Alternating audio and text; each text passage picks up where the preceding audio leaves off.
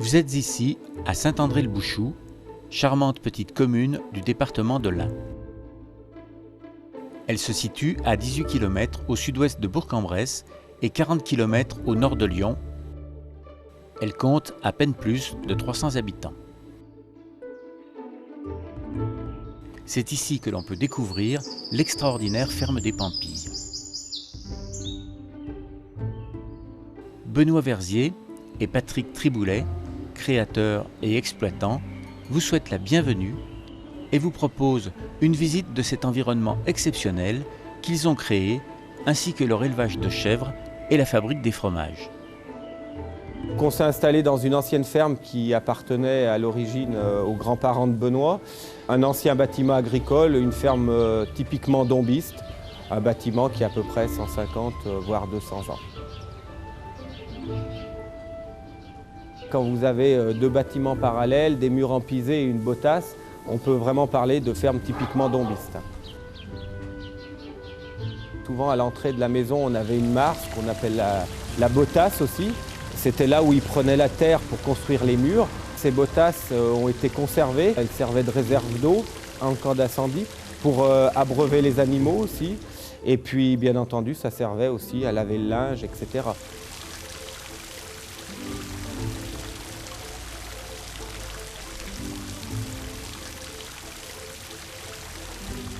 Patrick s'est lancé dans l'élevage caprin en 1979 avec un troupeau d'environ 200 chèvres. Il vendait alors sa production à une laiterie. Benoît a commencé son activité en 1988 avec 80 chèvres. Il a acquis les connaissances et le savoir-faire de la transformation du lait et pratiquait la vente directe de sa production. En 1990, ils associent leur troupeau et leur savoir-faire et s'installent ici pour créer ce qui est aujourd'hui l'OARL des Pampilles. Nous avons fait construire notre chèvrerie, un bâtiment en bois, 60 mètres de long, 13 mètres 40 de large. Et à partir de ce moment-là, on a essayé de développer tout ce qui est transformation, vente directe et accueil à la ferme. Patrick, lui, s'occupe beaucoup de tout ce qui est conduite du troupeau, surtout l'alimentation. C'est lui souvent qui s'occupe de faire les tournées, de contacter les clients. Je m'occupe plutôt de tout ce qui est partie administrative, la comptabilité, la gestion, enfin, parce que Dieu sait si on est dans un monde de papier. Deux chevriers qui sont à temps complet. Alors le rôle des chevriers, c'est s'occuper bien entendu tout ce qui est conduite du troupeau, alimentation, la traite, suivi de la génétique, entretien des bâtiments d'élevage. Deux personnes qui sont aussi à temps complet pour la fromagerie, au niveau transformation, préparation de commandes, accueil de la clientèle aussi. Bien entendu, on a aussi des apprentis qui sont là par alternance, donc souvent 15 jours d'entreprise et 15 jours d'école. Donc c'est des jeunes qui sont là pour une période de 2 ans, qui font des études agricoles, soit des bacs pro ou soit des BTS. On est quand même une petite structure, donc tout le monde essaye quand même de toucher à tout et tout le monde est capable de remplacer tout le monde. À chaque mise bas, on garde une centaine de chevrettes. Nous, voilà, c'est notre objectif. Nous. Comme ça, ça nous permet d'avoir un renouvellement rapide. Puis bon, si on veut un bon troupeau, un troupeau jeune, il faut élever tous les ans. Il y a 500 laitières, puis 200 chevrettes. Ouais. Voilà. Donc on a une centaine de chevrettes d'automne et une centaine de chevrettes de printemps. Pour 500 laitières qui accouchent en plusieurs périodes dans l'année.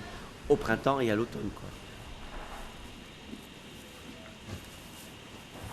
Alors en race, on a de la Saanen, donc les blanches, ce sont des Saanen. On a de l'Alpine chamoisée, les marrons, et puis on a aussi de la Savoyarde, qui fait partie de la sauvegarde de la race de Savoie. Donc on a la Savoyarde cou clair, la Savoyarde noire à barrette et la Savoyarde pie. Disons, elle est noire et blanche, tachetée. La Savoyarde, c'est la plus rustique, on va dire. Moins productive au départ. La Saanen, c'est une chèvre qui est très calme, très productive, câline, gentille. Et puis l'alpine, c'est pareil, l'alpine c'est une chèvre qui est une chèvre de buisson, on va dire, qui aime bien aller grapouiller dans les buissons, derrière les clôtures. Mais bon, le mélange de tout, ça vous fait un lait hyper homogène et puis ça fait des animaux calmes, trop gentils. On dit que la Sanelle, bon, ces chèvres sont plus productives en lait qu'un lait moins riche. La Savoyarde, moins productive avec un lait plus riche. L'alpine, c'est le mélange des deux, on dit entre guillemets. Mais bon, le mélange de tous ces laits, ça vous fait un lait de qualité. On dit que les Savoyardes des Alpines ont un lait peut-être plus goûteux. La Sanelle, c'est un lait qui est un peu moins fort. On achète pratiquement tout notre fourrage. On a du foin qui vient de la Saône, vallée de la Saône, puis on a du foin qui vient de la montagne. Donc il y a un mélange des deux foins aussi, c'est pas mal. Et puis autrement, bon, elles ont toujours de la paille en permanence dans les râteliers, donc l'hiver pour qu'elles ruminent. Et puis elles ont des concentrés. On travaille avec des concentrés à base de céréales. On est très pointu là-dessus. On veut quand même des bons produits.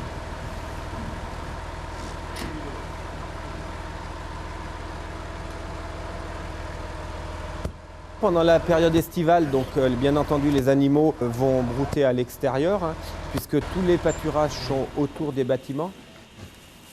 Mais malgré tout, elles seront quand même toujours alimentées à l'intérieur pour maintenir quand même une production de lait à peu près régulière. C'est vrai que pendant la période où il fait très très chaud, elles vont beaucoup moins pâturer, ou elles vont pâturer surtout la nuit et beaucoup moins la journée. Donc on est obligé quand même de les complémenter à l'intérieur. A l'inverse, l'hiver, où elles sont essentiellement en stabulation libre, qu'elles sont nourries essentiellement avec du fourrage grossier, donc du foin, de la paille et un concentré qui est à base de céréales dans lequel on va y trouver du blé, du maïs et de l'orge. Une part des concentrés va être distribuée en salle de traite pour qu'elle soit beaucoup plus calme. Ça nous permet de surveiller beaucoup mieux nos animaux. C'est-à-dire qu'une chèvre qui ne consomme pas sa ration en salle de traite, c'est là où on voit si elle a un souci. Sinon, le reste des concentrés est distribué et fractionné plusieurs fois dans la journée. Et la distribution se fait par ce qu'on appelle un robot qui distribue les concentrés 5 ou 6 fois dans la journée en très petite quantité pour éviter tous les problèmes digestifs, etc. Avec le robot, c'est un petit peu différent que les DAC en vache laitière, c'est-à-dire qu'on ne travaille pas individuellement par chèvre, on peut simplement travailler par lot en fonction des stades de lactation. On a un système de poutrelles dans la chèvrerie sur lequel il y a des marqueurs et on peut programmer du marqueur numéro 1 au marqueur numéro 200. Il faut distribuer tant de concentrés, tant de fois dans la journée.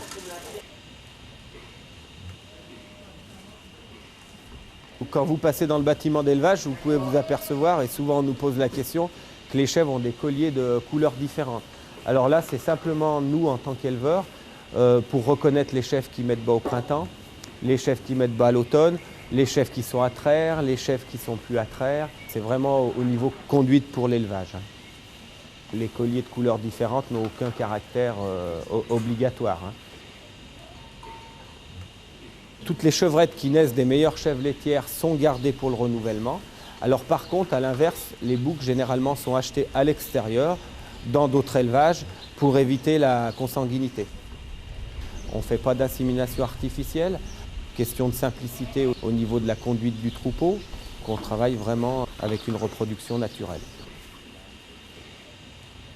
Vu la taille de l'exploitation, déjà pour avoir du fromage à commercialiser à peu près régulièrement sur l'année, et puis surtout pour avoir une meilleure répartition du travail, on essaye d'échelonner les mises bas.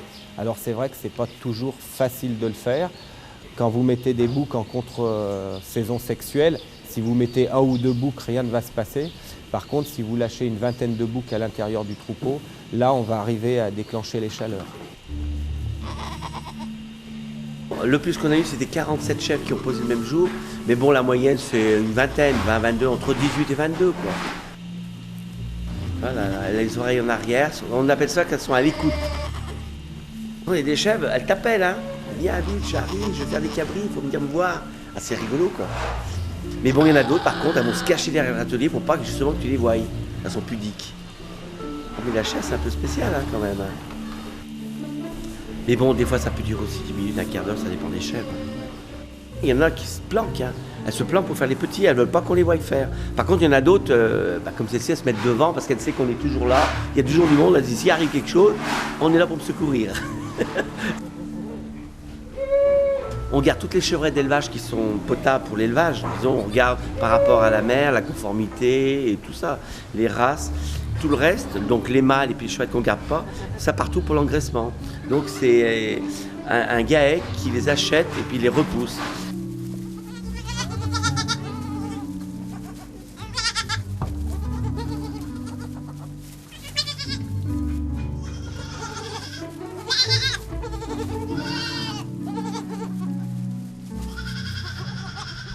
Dès que les chevreaux naissent, ils sont mis en box. Le lait de la mère va être isolé en salle de traite dans des bidons et on leur distribue le premier lait au biberon pendant à peu près les 2 ou 3 premiers repas.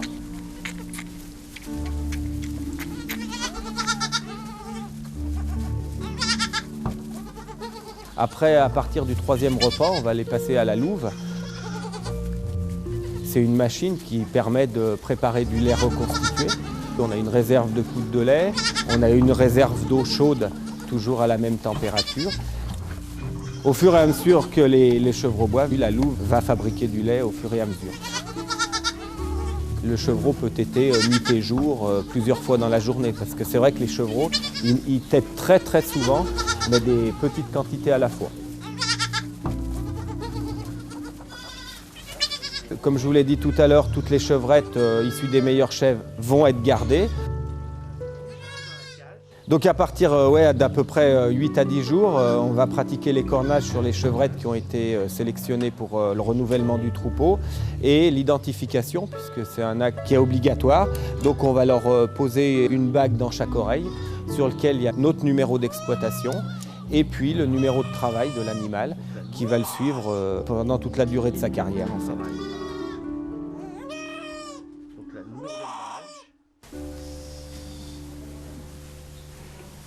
Il est 16h30, les chevriers rassemblent les chèvres dans l'aire d'attente. La traite du soir va commencer. Une chèvre va être traite à peu près 300 jours dans l'année et puis après environ 2 mois de tarissement où on est obligé d'arrêter de les traire avant la période de mise bas. Il nous faut largement 3 heures de traite le matin et 2 heures, 2 heures et demie le soir. Les chèvres ont beaucoup moins de lait le soir, ce qui explique un petit peu la différence de temps de traite entre le matin et le soir. On a à peu près une production d'environ 1200 litres de lait par jour. Donc là, on parle vraiment de moyenne, puisqu'au maximum, au printemps, on va monter à 1400 litres, alors qu'à l'automne, en période la moins productive, on va arriver à 500-600 litres de lait par jour transformé. Donc généralement, il y a une personne qui s'occupe de faire monter les chèvres, de les brancher, de leur mettre la treilleuse, et une autre personne qui s'occupe surtout essentiellement de vérifier la fin de traite et de débrancher la treilleuse. On peut en traire 32 à la fois, donc 16 de chaque côté. On leur distribue un petit peu de concentré qui permet qu'elles montent beaucoup plus facilement en salle de traite. Et on a un système de cornadis autobloquant, c'est-à-dire que la première chèvre qui arrive en salle de traite est obligée de se mettre à la première place. Elle se coince et elle libère la case suivante. Donc c'est pour ça qu'on a toujours l'impression qu'elles sont extrêmement bien disciplinées. Mais en fait, si elles veulent avoir accès à leur mangeoire, elles sont obligées de venir se ranger les unes derrière les autres.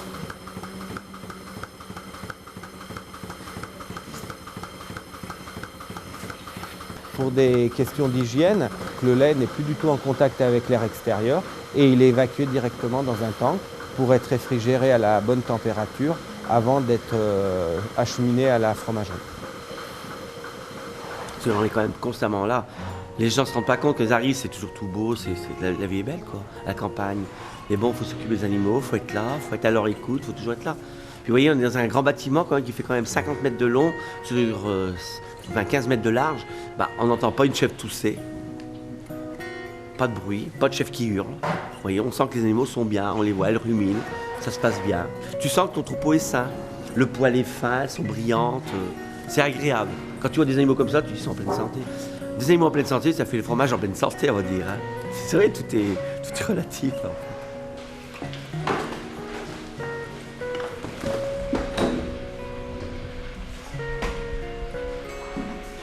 Comme je vous l'ai dit tout à l'heure, une fois que le lait est réfrigéré à la bonne température, il est repris par une pompe à lait et il est évacué directement à la fromagerie.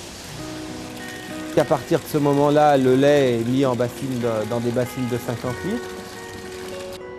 On va le réensemencer avec de la présure et des ferments.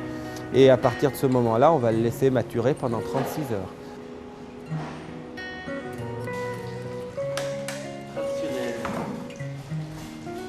Au bout de 36 heures, il sera moulé. Donc généralement, le moulage s'effectue le matin. Et les fromages vont rester sur les tables d'égouttage pendant 24 heures.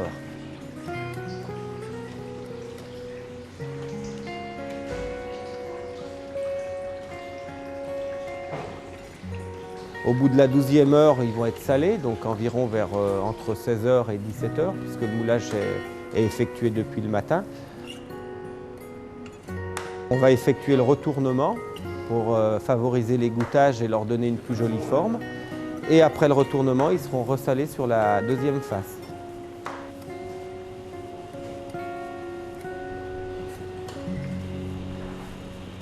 Donc ils vont rester 24 heures en salle d'égouttage. Et le lendemain matin, ils seront démoulés sur des grilles, ce qui va nous permettre de préparer nos commandes pour tout ce qui est fromage frais. Le reste de la fabrication va être évacué au séchoir. C'est un appareil qui va nous faire du chaud et du froid par alternance. Du chaud pour faire transpirer le fromage et remonter son humidité en surface, et du froid pour condenser cette humidité et l'évacuer à l'extérieur du séchoir. Ce qui différencie un petit peu les fromages et le goût de chaque variété de fromage, c'est surtout une question de grosseur du fromage. Un petit pur chef traditionnel qui sèche relativement vite va sécher à cœur, alors que le gros charolais, qui représente à peu près 2 litres de lait, va toujours rester moelleux à l'intérieur. Le halloir, c'est un peu différent du séchoir. C'est une pièce qui est beaucoup plus humide, beaucoup moins ventilée, un peu le système de la cave. Et donc là, il va se développer une moisissure naturelle, du pénicillium, qui donne un fromage qui va prendre une croûte un peu bleutée. Au niveau goût du fromage, c'est extraordinaire. On fabrique tous les jours pour avoir du produit frais tous les jours. Le fromage qu'on moule le dimanche, il va partir en frais le lundi matin. C'est pas du fromage du vendredi qui va partir le lundi matin en frais. Nous, c'est du dimanche qui a été moulé le dimanche qui part le lundi matin. Donc on moule tous les jours, toute l'année. Le magasin est ouvert toute l'année, sauf une période d'hiver où il est ouvert que le dimanche matin. Décembre, janvier, février, mars, le dimanche après-midi. C'est uniquement ces seuls jours de fermeture. Jusqu'en juillet 2009, le ARL des Pampilles détenait un troupeau de vaches laitières. Il y avait à peu près 60 vaches en production de race Montbéliarde sur une superficie d'environ 150 hectares, sur lequel il était produit du blé, de l'orge, du maïs, une grosse partie en pâturage. Pour une question de temps de travail et une question aussi de contraintes administratives, on a vendu notre partie production de lait de vache qu'à monsieur et madame Moras et leur fils Julien qui est associé avec eux. En contrepartie, ils se sont engagés à continuer à nous fournir en lait de vache pour avoir une gamme de produits beaucoup plus importante qui nous permettent d'avoir du fromage en pur vache, de faire du fromage mi-chèvre et du fromage pur chèvre.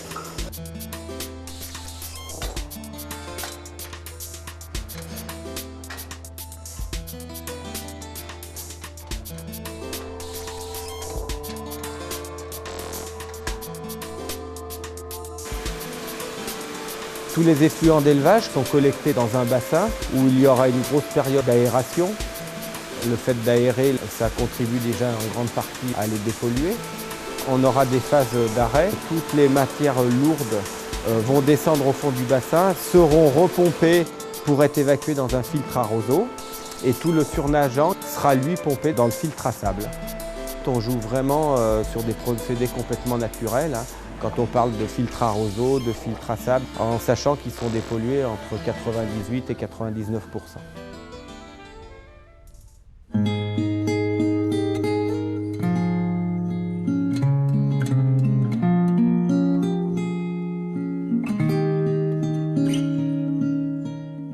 Le fleurissement, c'est vraiment notre passion. On aime beaucoup les fleurs. Ça nous a permis de faire connaissance avec beaucoup de personnes extérieures. Il y a énormément de gens qui s'intéressent aux fleurs. c'était un petit peu la vitrine de notre exploitation. Donc comme on fait énormément de ventes directes sur la ferme, c'est vrai que ça nous attire énormément de clientèle. C'est un petit peu sur le tas où on a appris à associer les couleurs, à associer les variétés. Il y a une variété une année qui va être très florifère, alors que l'année suivante, elle sera beaucoup moins florifère. Enfin, il y a une part de hasard aussi dans le fleurissement, en fonction des saisons, en fonction du temps, en fonction de beaucoup de choses. C'est relativement important puisque déjà rien qu'au niveau géranium, il nous faut à peu près entre 800 et 900 boutures. Plus toutes les autres variétés, je pense qu'on arrive à peu près à 2000 boutures qui sont repiquées au printemps. Depuis plusieurs années, c'est vrai qu'on est les premières fermes fleuries du département. Les gens aiment bien passer du temps à flâner dans la cour. C'est pour ça aussi qu'on a installé un point où les gens peuvent se reposer, prendre une boisson fraîche, en attendant l'heure de la traite, en attendant que les animaux rentrent du pâturage. En fait, c'est un tout.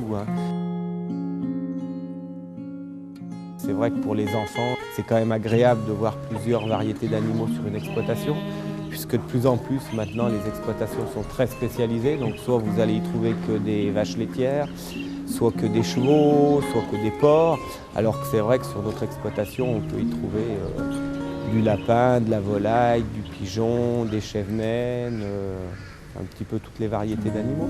Il y a beaucoup d'enfants qui n'ont jamais vu autant d'animaux à la fois.